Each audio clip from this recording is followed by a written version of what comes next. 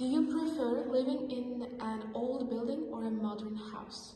I would say modern house because it offers a lot of, advantages compared to, old houses because living standards are very high now and we are building houses that, meet those standards, but old buildings, I don't think they're gonna be any good. Next question, Are please. there any old buildings you want to see in the future?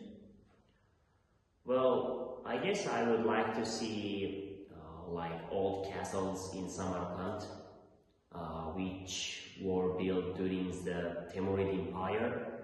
I love to see them because I just sometimes see their pictures and I kind of feel like I'm back in history, like 500-600 years before.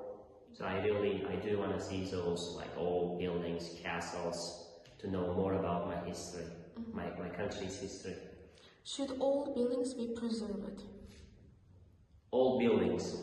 Well, I guess it depends on how old they are. I mean, if they're really ancient and if they have some, great value in them, if they talk to us about history, what happened, I think they should be preserved. But if they're just some old buildings that are built 100 or 200 years ago by some guy to do a business and whatnot, I don't think we should preserve them.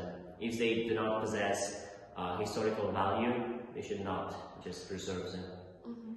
What aspect of culture do old buildings reflect? Well, I think everything in our culture, we learned them from history. And when you look at them, you kind of know how people used to live, what things people used to use for cooking, for hunting, or just, you can learn anything about your culture. And I think the first thing that we can learn about cultures is books, and then the second one is buildings. How do old buildings affect the appearance of a place? Well, I think this is the main thing that attracts tourists to a certain place.